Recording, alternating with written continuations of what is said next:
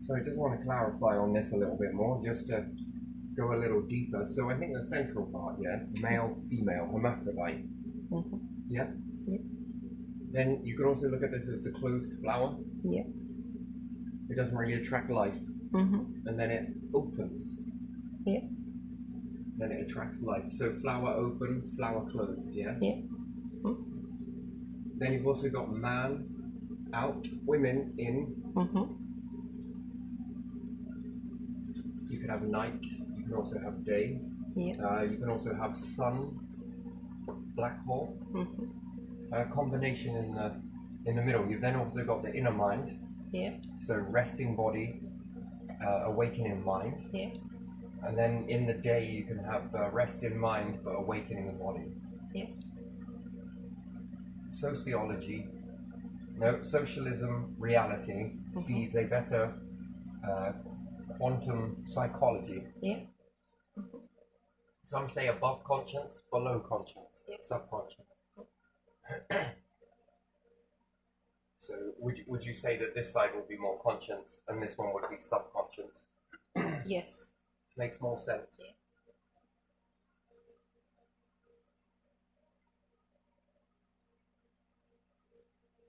Hey, it's a very interesting cycling, isn't it? Yeah. And when you see this one, you come to this one here, you could say one pyramid,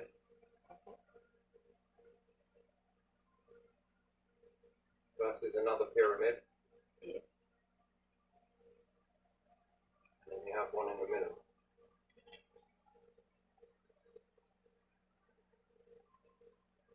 So would you think this is where Egyptians would have had one that was pure white, one that was black, and one that was black and white, Yeah. Mm-hmm. as the merge in the middle? Yeah. It's a very interesting concept, isn't it? Yeah, it is. How they managed to come up with that. Do you think the ancients had electricity? I think so. Yeah. Yeah. Yeah, I think they did it out of fruit. Alcohol is flammable. Yeah. This also runs in engines. So you would understand that fire was quite an easy thing to achieve, especially with fermenting fruits. Yeah. When you think about it, you can make a whole fuel source based on rotting fruit. Yeah. And sugar, well, caramelization. They like to caramelize stuff. Mm. And then you've got sweeteners in yeast. Yeast is quite an easy thing to achieve. Today it's different, but back then it would have been more spitting creates yeast. Lots of things create yeast. So in with that process, and then pistons are quite an easy thing to understand, to be honest. Yeah, you can get a controlled explosion in wood. If you hollow out, they were hollowing out canoes and different things, so they make boats. So yeah, you can make pistons in multiple ways, to be honest, and it is one of the simplest concepts that you can imagine, really, isn't it?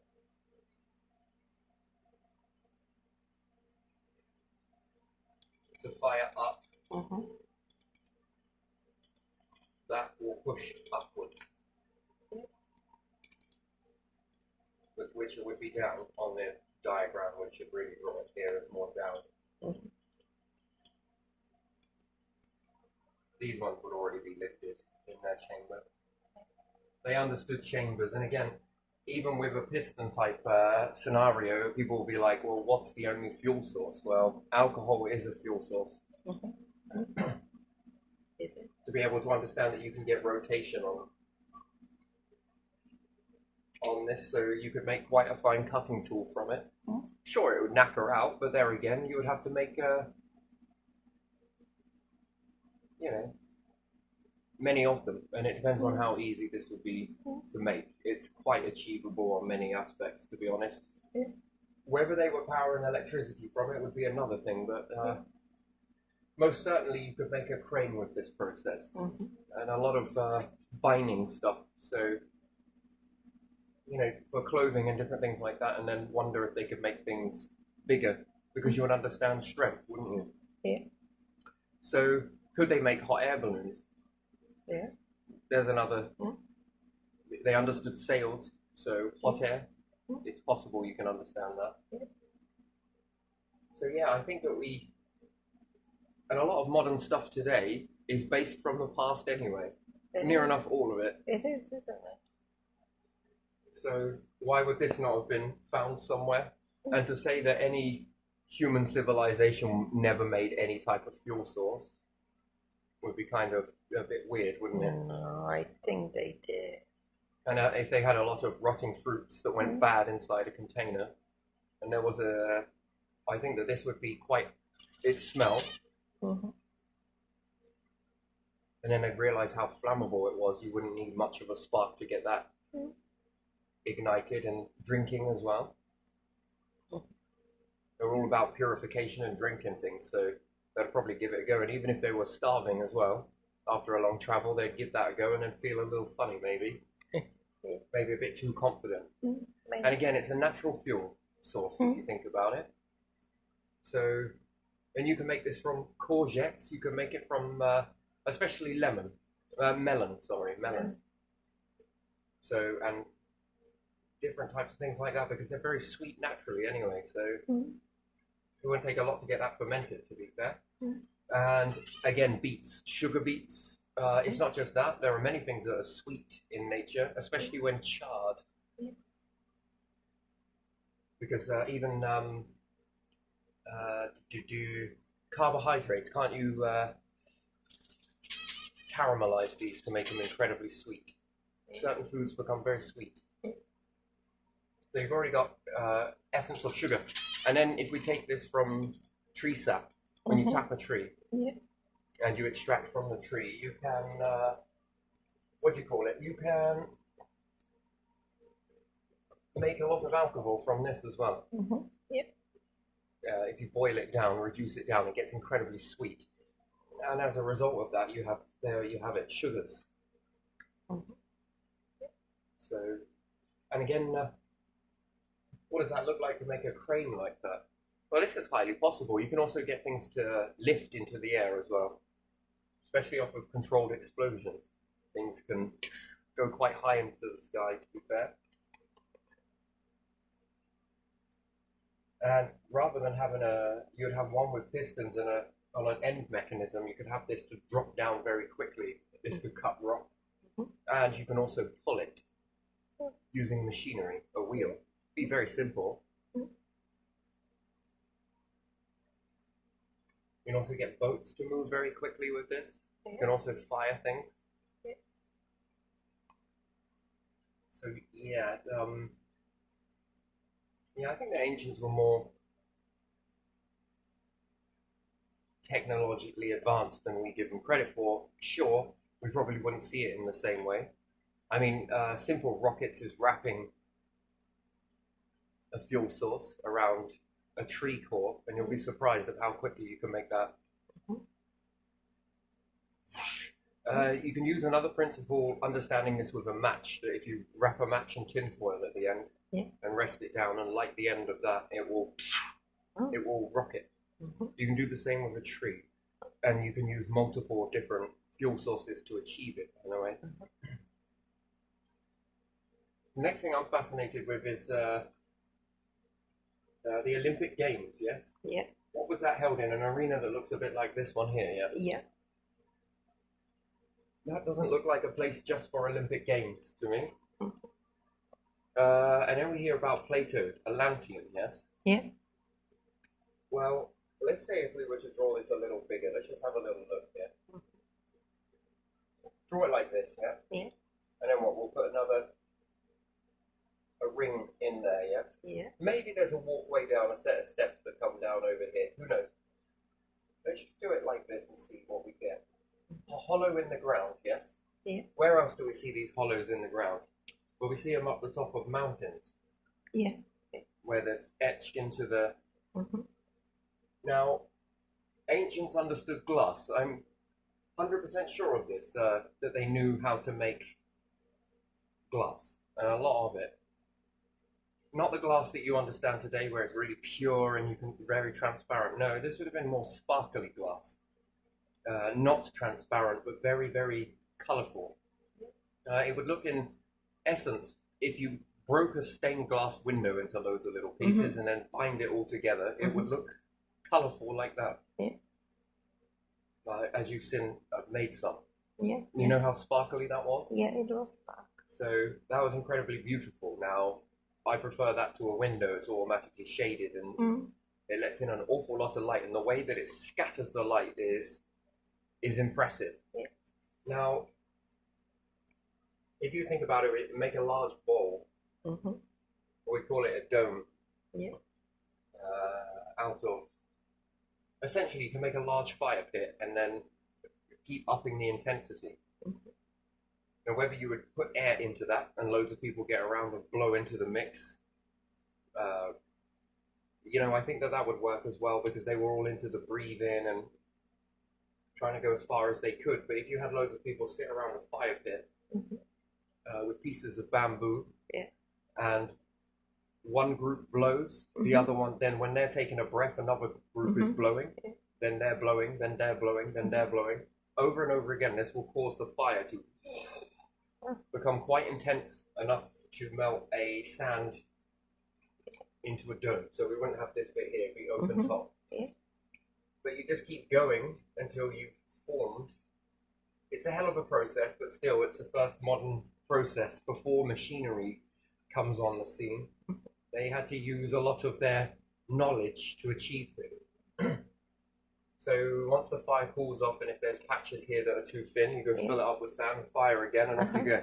You keep going. You can make a large dome that goes over the top of here. Now, if we look at the seat positioning,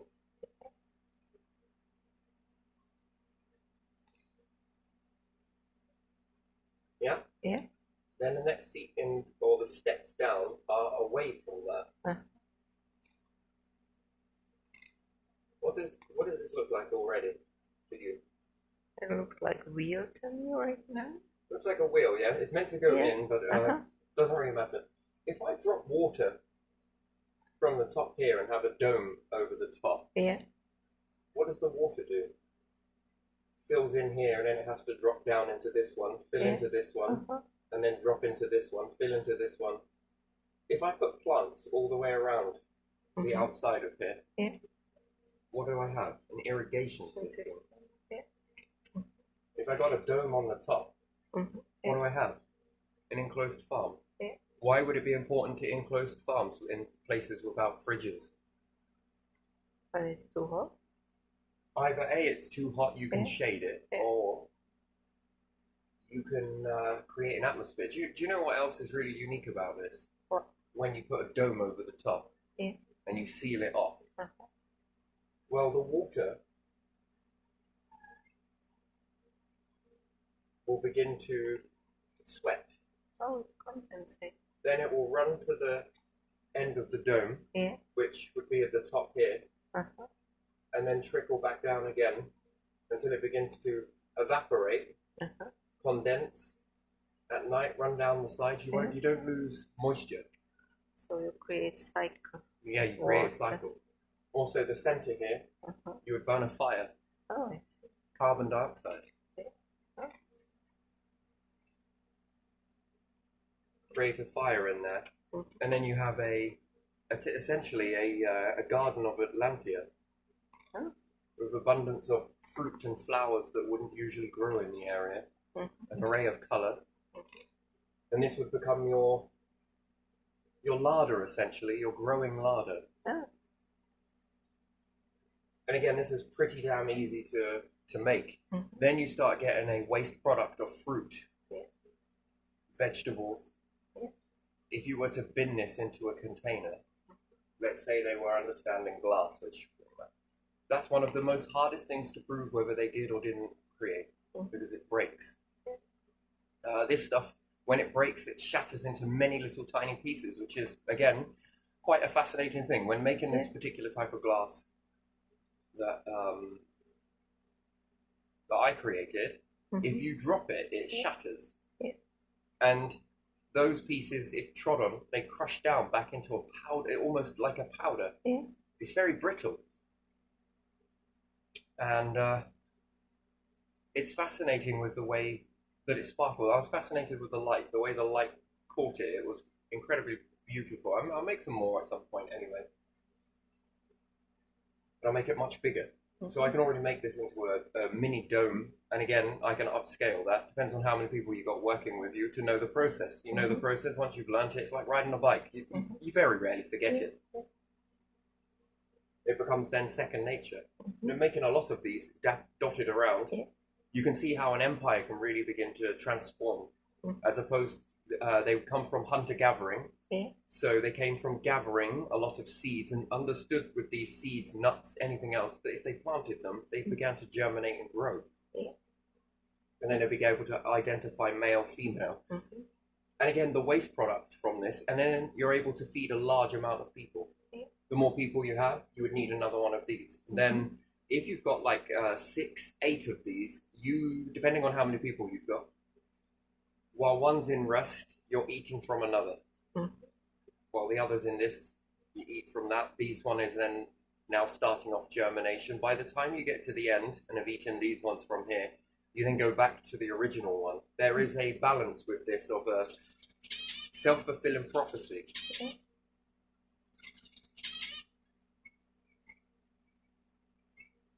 So while one's in rest, one's being eaten. And then this one turns into rest, this one's now being eaten. This one's still growing, this one's growing. And there again, this one's now going into rest mode. This one's being eaten. Now, to us, we take it for granted. Why? Because you can just walk into a store and pick up food. Farmers are already growing this, they grow more than they need to.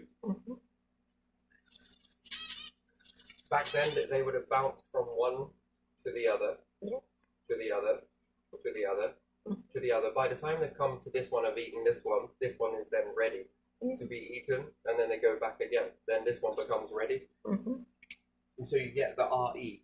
Well, if we put this into English, we get it's quite an interesting thing that we get ra. Ready versus eaten versus resting versus edible. And then the more you would then seek out, they wouldn't have been focusing on destruction, they want to build their numbers up. So if you send out scouts to travel, take a boat, take this. You know, we often think that they were traveling around going and looking for trouble and trying to... No, that comes much later on. When loads of people then figure out this process. You know, they would never have stayed stuck on just hunting and gathering. That would never happen. They would find other lands. And it's traversing these lands that are quite brutal. And you could say it will all be about cattle and different things like that. Yes, but a cattle doesn't get you through a desert. They need to eat something. So do you. So this allows you to maneuver closer to places where there's a bit more tepid environment, that no matter what, if you dome it, you can force the plants to... And then they would have understood colour. There are different colours within this. And they would have simplified the process to make a more of a purer glass. Oh, that's what I would do in that situation. And I would play around with fruit, and I'd know that I'd have some waste products, and this would be discarded. And it can go on to make alcohol.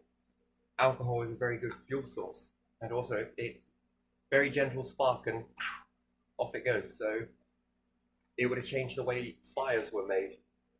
And we often see some balls of flames coming out of them when we look at Egyptian, I don't know, hieroglyphs. What liquids were they using in there? And alcohol is a preservative. It's natural. You think about it. It's quite a natural thing. It's a very good preservative. It cleans the skin incredibly well. It can promote youth if applied on the skin, not ingested. It was more of a cleaning product than anything else. Because you can observe that you have a lot of flies and different things want to come around the fruit, but then when you open out alcohol, where is it? Most things can't see. Ooh, what the hell is that? Life tends to repel from the alcohol. So again, you can understand how clean it is. If they were injured, this would have been a go-to. I think they would have understood that its properties with bacteria were fascinating, and how clean, and then purification, and then to become pure. Whether they were drinking that to start with, I don't think so, but you never know, they might. It would be like the equivalent of us drinking petroleum today. Yeah, do you understand that? That's like kind of a weird thing, but some people think that it's so great. Look how much we put petroleum jelly into things, and we put petroleum this into things, and we put it into eye drops and God knows what else. It seems to be like the liquid gold, the finest resource. We should cherish this. Now we're going to cook with it and oil and different things. You know, it's not obviously not the same process, but again, by and large, it is the be-all and end-all of what drives humanity at the moment, doesn't it? I'm surprised we haven't made a petroleum god yet, so, you know. But yeah, I would say this was more an irrigation system, to be honest. And then if someone were to throw a stone at it and you find it many years later, you're like, what the hell is this? Oh yeah, this is where they were having the great battles and this, that, and this. You know, you can put a lot of your information to it if you find something that you don't know. What do people try and do? Work it out. And when they're trying to work it out, they create a story. Like I say, that story works, yes, but also so does this one. Now so does this one, and also so does this one. Why is it one story that you have limited information about, then transpires into, you know, and I'll say, well, we found these pictures over here. Yeah, without testing that mineral content, I could have gone and drew that to support my narrative. And why would anyone want to do that? Well, why would certain scientists be brought out to say a product is really good? Yeah. So if I made a scientific discovery, would I pay some people to go and quickly etch this into a cave somewhere? And I could do that.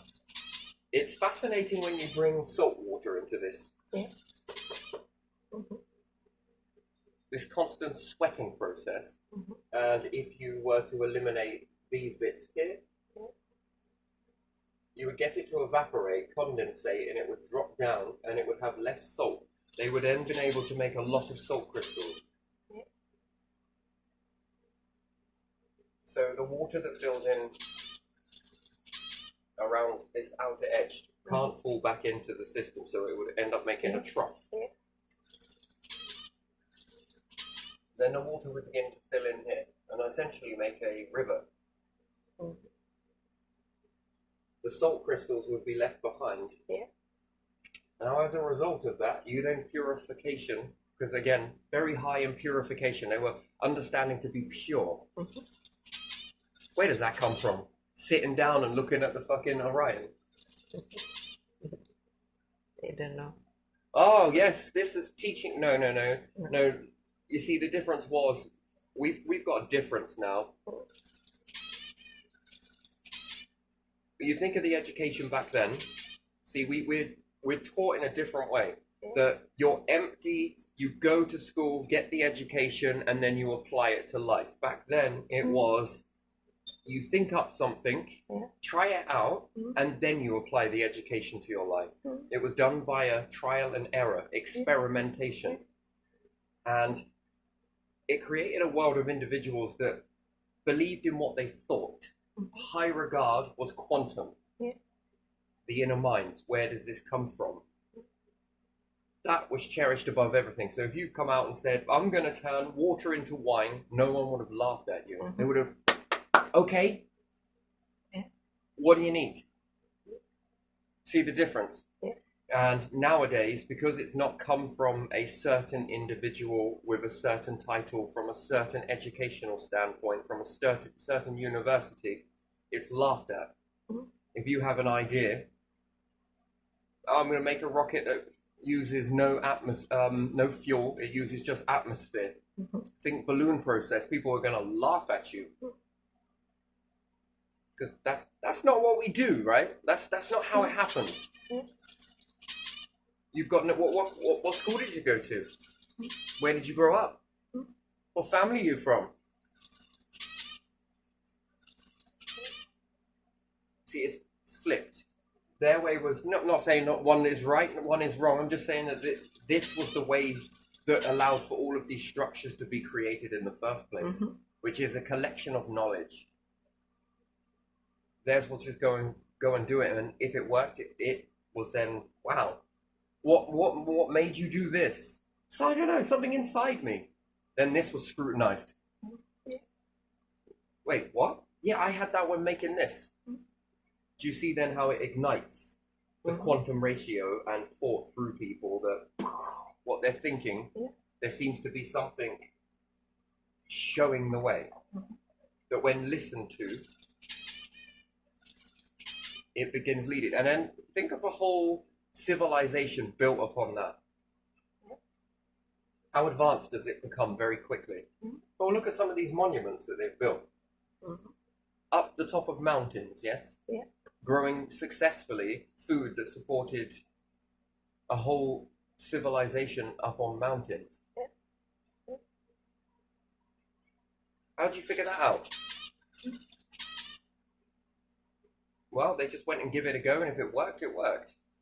When you've understood this process, when you've got it with food and you've got it with water, no matter how salty it is, and then they would have noticed that they started living longer, found that they had their strength.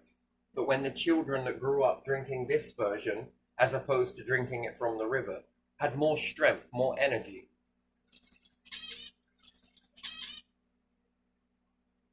And likely is the same process that here on the planet, if you drink more purer water without the nasty nigglies in it, what does it give you? It gives you more energy. It doesn't give you disease. And it doesn't give you diseases. When you have to live with diseases, it often than not, it's quite a compression, isn't it? Yeah. It exhausts you. The body has to put up a fight that's not seen. Then when you've got this process here of purification of water, purification of food, you can understand that you can make this process work. What about up there? Nothing seems to grow up there. Can we make that work up there? Just give it a go. And then before you know it, you've got a lot of people supporting the same cause and protecting it like their lives depend on it. And then more people see this will be fascinated, and more people, more growing. Then you need more of these Atlantean gardens, so to speak.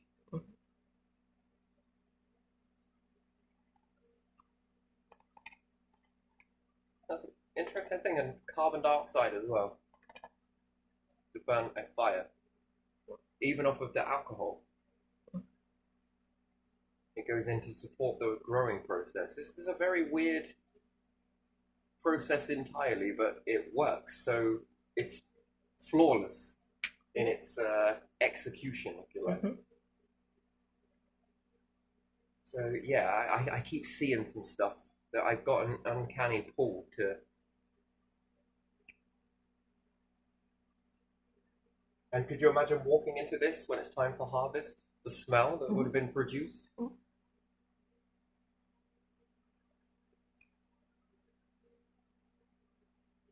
And then would this be hydroponic? You can move it towards hydroponic. Yeah, known as whetstones. And they cause it to rain inside, so this keeps critters down as well. It becomes very damp. This would make sense also when they made aqueducts, you know, because that carries water as well, and it's in height, and it's like a little canal. Yeah, but in deserts, you need it. Yeah. You need to be able to, you put water down and it's gone within seconds. It evaporates very quickly. And in certain parts of the world, you don't need the dome on top, you just need the process itself. High up a mountain, you need to be able to create the pressure. Just drawing these out into the ground do not mimic the pressure on their own. They still don't grow the crop. How the hell they managed to lug glass up there, I don't know. But it's quite possible they could have made it while being up there. And then how would they have fastened this stuff together? Well, we put concrete in glass even today, and again, there are many ways to achieve this, even using mud if it doesn't rain. But on the inside, if it's going to get wet, that would collapse the structure. So, Would it work with the hole in the middle of the dome? what in the top? Yeah. Yeah, this. Because there is a pantheon, which is, they say it's for gods. It's like a temple, and it has a hole in the middle of the dome. So, would have been glass there at one point? Yeah, because that was going to lead me to the next bit, that they would have understood ventilation shafts, or known as chambers, to release the air, which then would allow air to be sucked in versus heated in the dome. Again, if the sunlight hits it, it's magnification anyway. It creates, it increases the heat. Would they say that this was for the gods, or it was created through them by the gods? There's a big difference. See, this lingual often gets changed quite a bit, to be fair. And again, a swinging fire.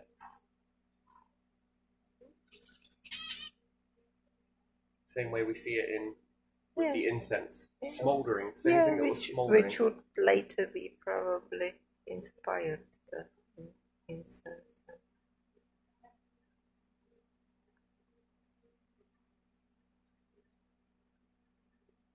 And then you can literally grow anything in these. And then purification of water. Wow, that is something which would also be known as a trough. Then they will notice that they got more energy, and then their kids were more energized and a little bit more different, and didn't have the same ailments as what they grew with. But a fuel process being alcohol can be done, and again, you can get things to go in perpetual motion that once they start, they take a very long time to stop. That's even using bark, pieces of bark. So you've seen I can make springs from bark, really impressive springs that fire better than any bow and arrow that you can imagine. And also, if you have a few of these and the right counterweight, each one pulls the other. Once it's pulled the other one to a certain, and unraveled it, because it puts the rock is on the end of it and the other one is pulled towards it, when the more unwound it becomes, the more pullback it gives. And then you end up getting in that perpetual motion, which is interesting. And again, you can use this to make a clockwork mechanism, as opposed to using a metal spring, you're using a wooden one. The more tougher the bark. And bark holds memory when you set it correctly. So you can get things to rotate, and then you have to wind it up again, but you'll need a key to wind it up. Once it's wound up, you just pull off the key, and this thing goes very fast. So upscale that to get the bark off more carefully, which, you know, our ancestors were skilled at this. They were incredibly skilled at getting bark off without it breaking. They had quite a knack to it. The first time you try it, it's quite a mission, and it doesn't quite work that well. Second time you try it, don't make the same mistakes again. Third time, fourth, fifth, you're skinning massive trees. And again, canoeing as well. There's a way to remove wood without it being. You don't need metal tools to do it. There's a process to it. There are many processes. Among a few is scorching is another one. Burning it out, controlled burn. Yeah, there are lots of ways to remove the inners of tree mass without ever needing a tool to do it. They would have been using their brains, so they'd have been thinking smart and not working hard. So they would have been working smart. And with this, and even some of this bark, it's incredibly strong, it's incredibly lightweight, and you can wear it as clothing. You can make clothing from it. That is incredible. And again, they already were understanding the process of making clothing. They just needed to bind it together, or they've already made string from certain aspects of this. And then they would have known how incredibly strong this was. That perhaps one piece of ivy, we can say ivy, is impressive. But you waterlog that, soak it, it becomes more flexible and less prone to breaking. And then plait 3 of these together, and then plait 3 lots of 3 together. My word, you can pull an awful lot on that. And you can carry a hell of a lot with it. So, and again, if you've made a process that is, you're using a wind-up mechanism, can you make a fuel mechanism? Can you make something rotate in that? I dare say that they could, yeah. And it's from wood, and you think it burns, but no, there's a point. If it's too close, it will burn. If it's moving fast, it will not. Same with the same way that you see some people tipping out hot metals and they whack their hands underneath it and they don't get burned. If you think of something moving very fast within fire, it doesn't burn. It's got to stay still, because as it's rotating, depending on how fast it's rotating, it will not burn. It's an interesting thing. It's got to be in a fixed position to do so. And if it's too close, it will burn. If it's, there's a Goldilocks zone to a lot of things. Yeah, and the more and more you play around with this process, I dare say that the more and more they would have found ways to alter the transparency of it. And then could they have made telescopes?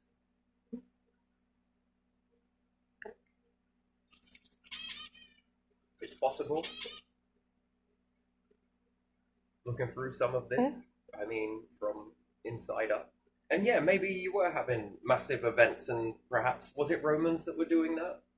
Or was it the Greeks? Romans, Greeks. I'm not sure if Greeks too.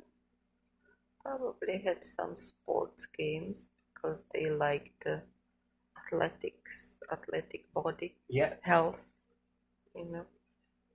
sign of health. You see, now the problem is that if people have found things like this and they want to build an empire, they're going to destroy this. But what I've noticed, especially with the Romans, is that they will take something that was already existing, create a lot of fear, and they'll translate what that was. They twist it. They twist the story on it, or they make it into something else. Yeah. Have you not if noticed you look that? into That's history, the whole history. Yeah.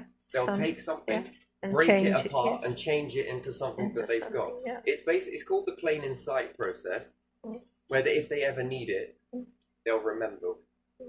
But no one else looking at it will think that it's this. So you see, there's more than one way to look at a symbol. You can look at it this way. Okay, it looks like this. This, probably just nothing, right? But there are many ways that you can view this. So you could look at it as woman or man, yes? You could look at it as closed flower, open flower. Yeah? You can look at it as black hole or star. Do you see how the symbol now represents more than one thing? Is it called multifaceted? Never mind. It becomes a multi-symbol of many different things. It could also mean resting mind, awakening body. It could also mean resting body, awakening mind. Sociology, psychology. Yeah? Socialism, psychology. You can also look at it as reality and quantum. You can look at it as day mode, or equals day mood, day mind, night mind. So if one group takes that will slow this down. Let's say if one group saw it in the beginning and saw it and used this symbol as an open flower and a closed flower, yes, I get that reversed, but it doesn't matter. Then someone else might take it, take it and use it for something else, while knowing that it means this. But in order to hide this true meaning, what do? Oh, it just means day. Oh, it just means night.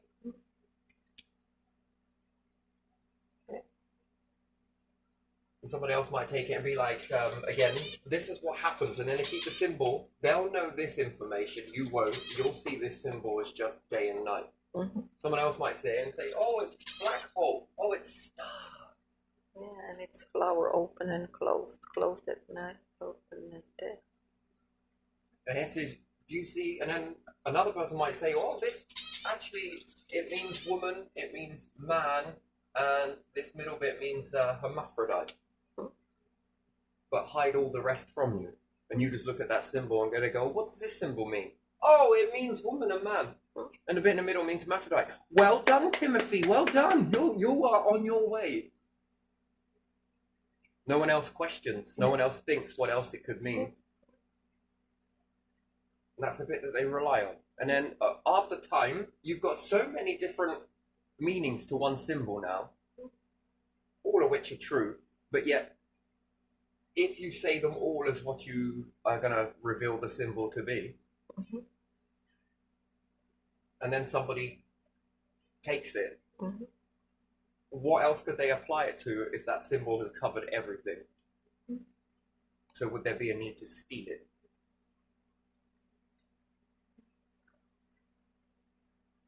Do you get it? Because Yeah. That's how certain secrets can work against you. But if you are open and honest about the symbol and cover all bases, guess what? Well, what are you going to steal it for? People will look at it and go, fucking hell, that is a Swiss Army symbol. It is a Moe tool, is what it is. It is. So, and usually when conquering things, they don't want to tell people that it's made as a fridge, perhaps, or a larder, or a place where you can get food all the time, because you might have to come and buy it from here, sons of bitches. Do you know how hard it is to do farming? Right, yeah, okay. It's not when you get the process done. It's actually quite easy. Most people settle with one greenhouse. What happens if you have 20? And each one is going to come into its... again, it wouldn't be a greenhouse. You'd have to go a lot more into it than a greenhouse. The fire would be burnt at night. That takes care of the cold temperatures at night. Plus, it gives it a boost of carbon. It can never overcarbon because it will smother out. It doesn't actually smother out. That's another thing that's fascinating. It just burns slower. So the fire outside, is gone within, it depends on how much fuel source you've got in, but let's say it's identical in both. This is going to fill up, and then it's going to stop. But it's going to run out of oxygen. Doesn't mean that the fire is going to go out. It means it will just start burning slower. It slows down the burn. So 2 fires identical, and we put enough fuel on to cover the mass of the dome, and we give it a little bit extra to keep going from on there. 1 fire outside of it, 1 fire inside of it. Again, now we're using this and this. The fire outside will be long burnt out and gone to ash before the one inside the dome. It would have slowed down. And yes, it would have leached out. Some of the carbon would find its way out, and it should go downwards with carbon. In this process, then, you will find that the fire begins to smother out, and some of it would leach out, and some of the oxygen will be leaching in. This causes it to burn slower, and therefore it can trickle out more carbon, therefore for a stronger yield. Plus, it's going to create a heat. Usually when things start to smother out, the reason what causes the backdraft is they also call it a flashover as well. You know that things get so hot in that moment that they begin combusting. That they are so hot that's what happens when the smoke fills up, and when you open the door and it pulls the air in very quickly. Sometimes it can pull the door shut itself. Yeah, if the door opens outwards, this would be likely to pull the door closed. It'd still create quite a fireball in there, but it would go out again very quickly because it would smother. You also need a place for the air to get out in order for the air to come in. And it floods in at such a... Yes, most doors open inwards, and therefore the fire would pull the air, so therefore it creates a floodgate, essentially, that it keeps the door open. Even if you tried to pull that shut, it would be such a force, it would blow off the hinges, and it would take you with it, throw you into the... But when it's in that stage, what's happened is everything has got so fucking hot. It's reached a very high temperature, but not enough oxygen to burn. and it does burn slowly. Like a fire can travel behind the wallpaper, Mm-hmm. and the couch is at a temperature where it's ready to combust. All it needs is oxygen. And then, yeah, it's a weird thing to see it. You'll see a fire over here on a thermal imaging. Everything else is getting up to temperature, but it's not actually burning. Then as soon as the door opens, all of these things that are at temperature, they all rush into life. It's an interesting thing, and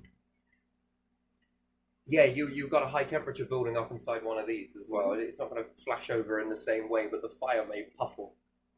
Depending on where it is and where you can direct the heat, any type of opening a chamber will allow lots of oxygen to go in.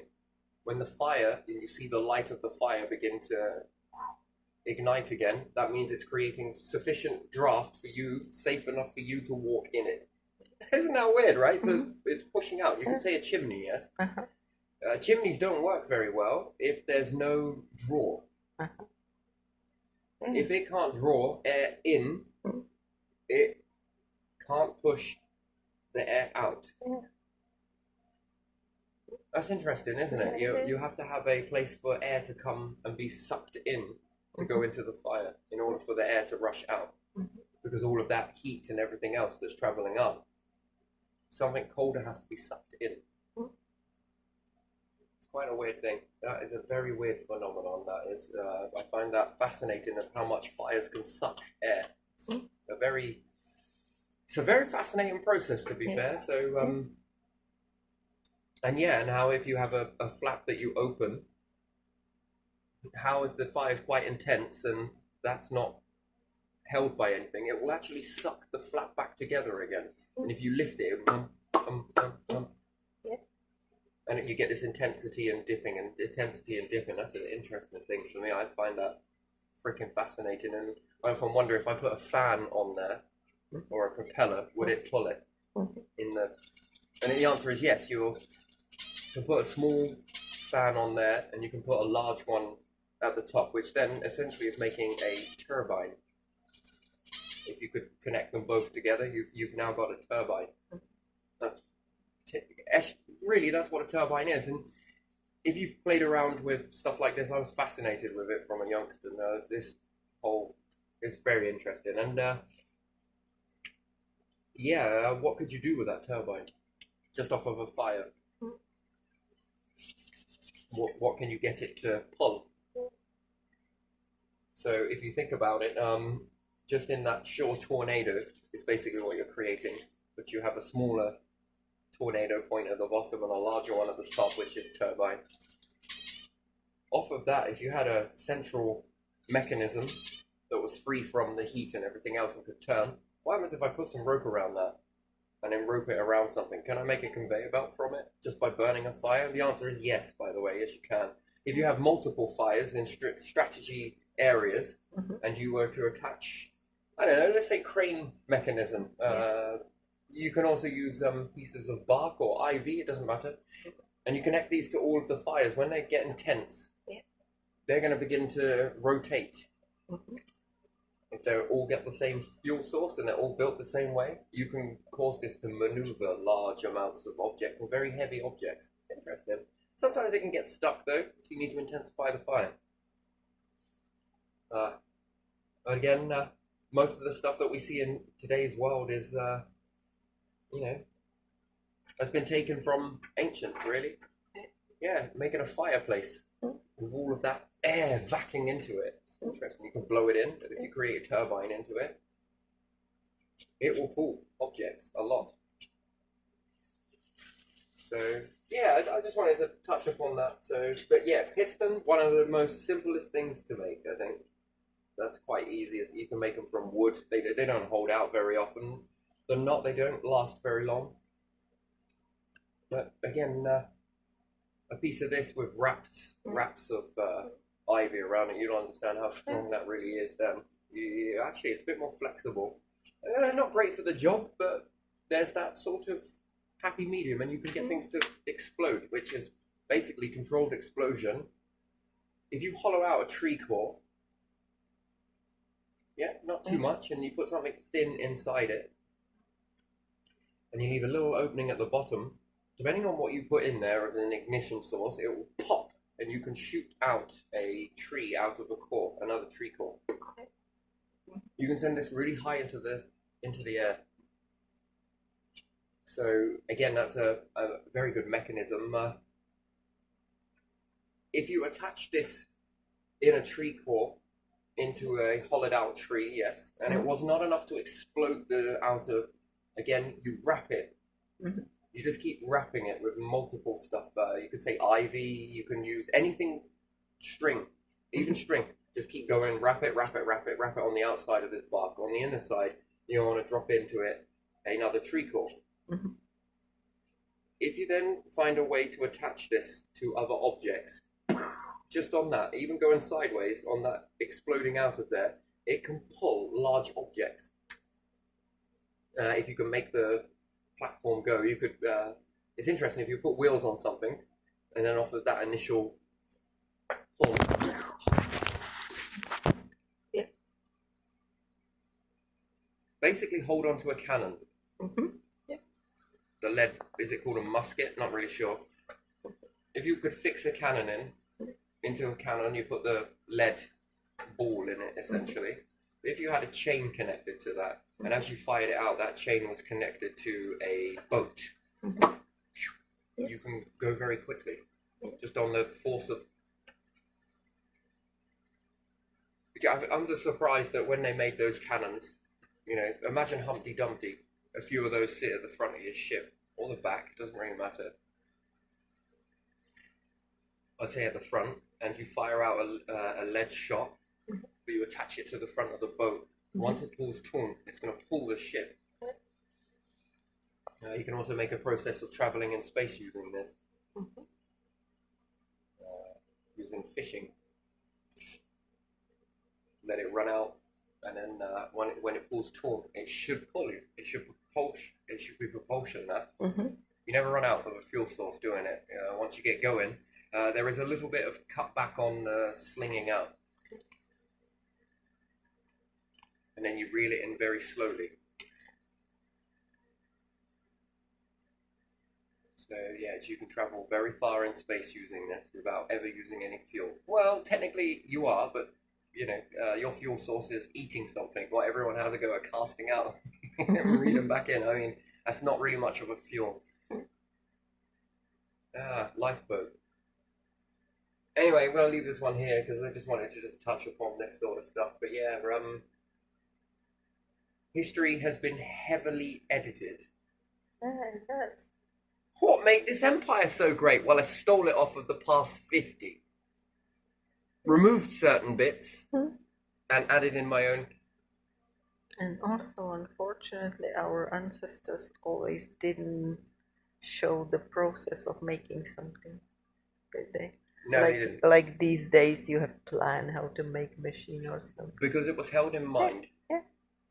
And because it was a kind of trade secret for that tribe, nation, or whatever they were, they didn't want the others to know that, and others knew something else. Yeah. Part of this process works when you hold the rest of the key to do it in your mind. So if they did come and get you, there were so many little nuances to understand that they didn't share that knowledge. So if they were taken over by another group, they would die with that information, and that's where the saying, "I'll take it to the grave," comes from. So that's why torture became a tool to try and get it, but it failed. It fails all the time to get the information that you're looking for. Because even then people put up, they didn't care.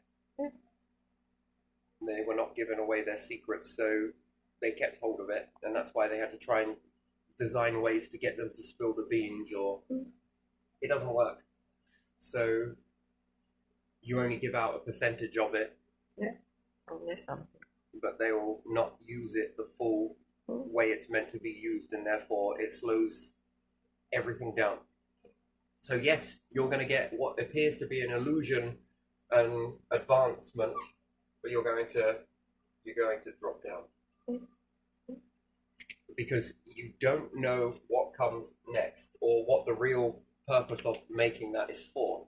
To you, it looks like a standardized rocket. To me, it has another purpose to it. That purpose has not been revealed, and therefore, yes, you've made this, but no, you don't have the rest. The rest of the information will take you a while to learn it. Mm-hmm.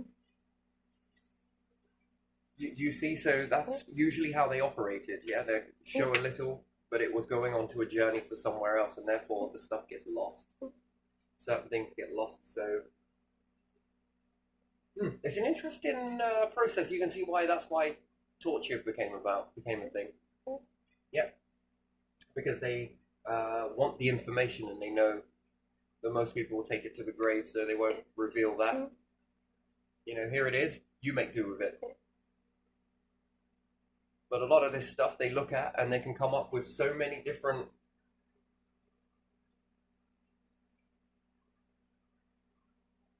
the symbols. Look how many possibilities, look how many verities there are to it. And even then, there is 25 that I have not wrote on here. But in a world that's taught not to think,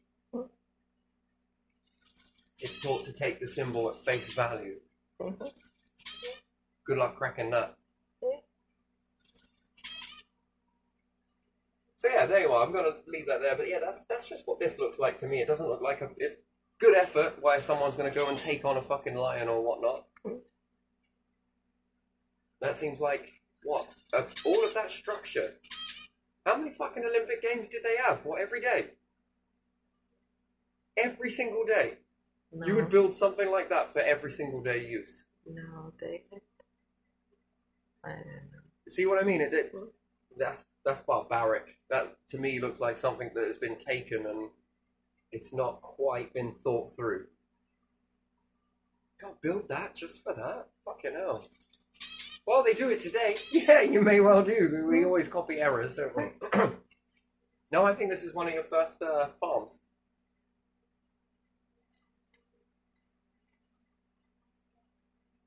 People were standing around the side, clapping.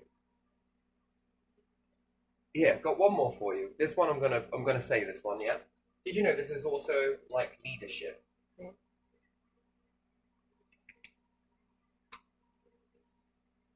This is like leadership. Mm-hmm.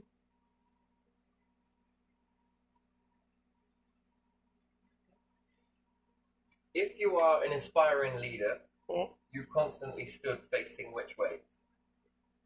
Towards back of everyone's head, yes?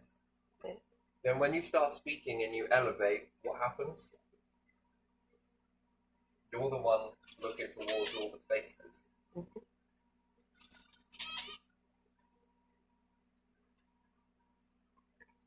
You ever been to a concert? Yeah. You ever turned around and looked at everyone behind you? The answer is no. You probably haven't done that. No one does that. Looked around. No, not looked around. You're looking at a stage, yes? No, I didn't turn back. You find a elevated area that puts you above people, and then turn around and look back at all the people. You get to see all their faces, right? Yeah. One way, the reverse, back of the head, versus leadership is then everyone is looking at you. But most leaders don't want to go back into the group to look back at the heads, to see the back of the heads. I see. And they're often addicted to it. And then the eyes are on you, as opposed to technically everyone's eyes are at the back of people's heads. I don't know. So the saying my mum used to say, I gotta have eyes in the back of my head.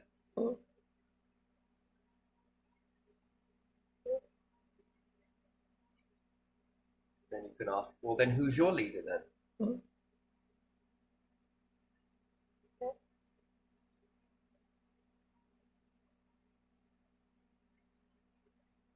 And would this situation ever happen if humans were born with two faces? No. You would learn to look this way, but you would also look this way. Yeah. And then if something in the crowd started catching your attention, what would everybody do? They'd concentrate on it. Yeah. That's why it's important for people to look that way and not back at anybody else, because they might be able to look back and say, oh, I think we should do it like this. And everyone in the crowd is like, wait, what did you just say? Then more people start turning around towards you, and then the leader is left on the stage. Yeah. That's called a show stealing. And because it's far away and you are in the middle somewhere, yeah. I am fascinated with that dynamic of how easy it is when people group like this. So you could be going there to look at this, this, and this. And then someone says something at the right place, right time, and everybody's attention removes from what they were looking at to you.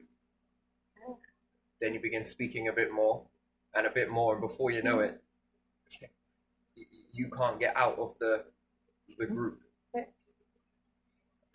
That's a very interesting dynamic, by the way, and it's never happened that I know of in history so far. I think that's why Greeks had amphitheaters that were either half, sort of, in the mountain, as is that, or circuit like that for theater as well. Because then there's one place that's welcomed, and that's when great people got together to have mutual talking. Someone would be leading a story, and then someone else behind you would say something. Everybody would turn at you. Wait, say what? Yeah, I used to get this a lot in school, by the way. If I were to come out with something, the class would turn at you.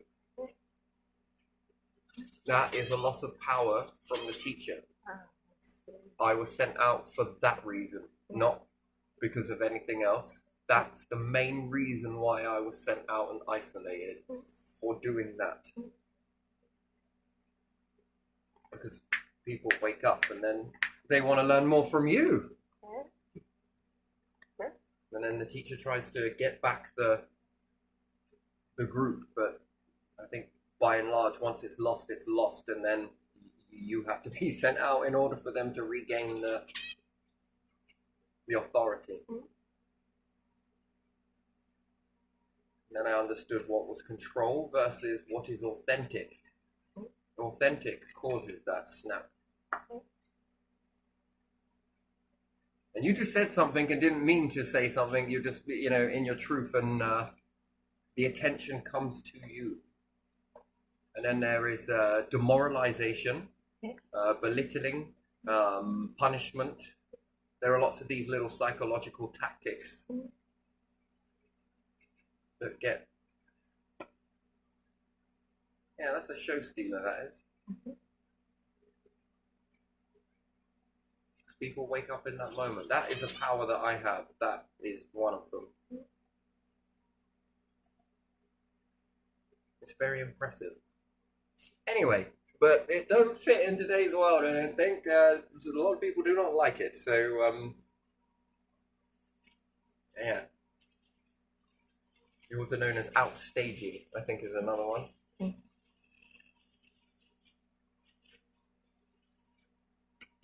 The attention seekers react the most. Right, there, I'm going to leave that one there, but there you are. So, yeah, leadership. Final one.